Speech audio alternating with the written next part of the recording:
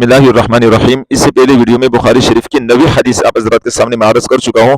اس video میں بخاری شریف کی 10ویں حدیث انشاءاللہ تعالی ہم سنیں گے، پڑھیں گے۔ تو 10ویں حدیث ہے حدثنا آدم بن ابی ایاس۔ امام بخاری رحمۃ اللہ فرماتے ہیں کہ مجھے یہ حدیث آدم بن ابی ایاس نے بیان کی ہے۔ قال حدثنا شعبۃ بن عبد اللہ بن ابی سفر و اسماعیل، اور اسی طرح آدم بن ابی ایاس فرماتے ہیں کہ مجھے یہ حدیث شعبہ نے جو ہے نا بیان کی، اور شعبہ نے پھر عبداللہ بن ابی سفر سے اور اسماعیل سے، ان دونوں حضرات سے بیان کی ہے۔ عن شعبی، اور ان دونوں حضرات نے شعبی سے پھر یہ حدیث سنی ہے۔ عن عبداللہ بن عمر، کہ عبداللہ بن عمر سے پھر انہوں نے یہ حدیث سنی ہے۔ ان نبی صلی اللہ علیہ وسلم قال، عبداللہ بن عمر رضی اللہ تعالیٰ عنہ فرماتے کہ آپ صلی اللہ علیہ وسلم نے فرمایا المسلم من سلم المسلمون من لسانه و یدہ، کہ مسلمان تو وہی کہ جس کے ہاتھ اور زبان سے دوسرے مسلمان محفوظ رہے۔ والمہاجر من ہجر ما نہى اللہ عنہ، اور مہاجر تو وہی کہ جو ان چیزوں سے رکے جو اللہ تعالیٰ نے منع فرمایا ہے۔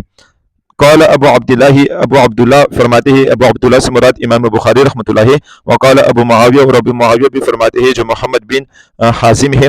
حدثنا داود بن ابی ہند عن عامر، کہ یہ حدیث داود بن ابی ہند نے عامر سے بھی سنی ہے۔ قال سمعت عبداللہ بن عمر، وہ بھی یہ فرماتے ہیں کہ میں نے عبداللہ بن عمر سے یہ حدیث سنی ہے۔ ویحدث عن نبی صلی اللہ علیہ وسلم، وہ آپ صلی اللہ علیہ وسلم کی طرف سے یہ حدیث بیان کرتے تھے۔ وقال عبد الاعلی، اور عبد الاعلی فرماتے ہیں کہ عن داود عن عامر بن عبداللہ، وہ فرماتے کہ داود نے عامر سے، اور عامر نے پھر جو ہے نا عبداللہ بن عمر سے یہ روایت سنی ہے۔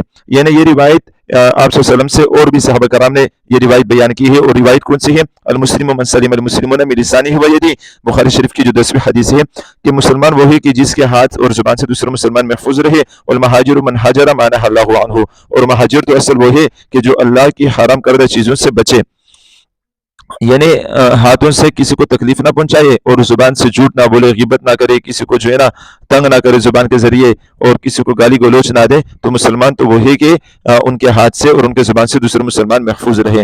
یہ بخاری شریف کی 10ویں حدیث ہے۔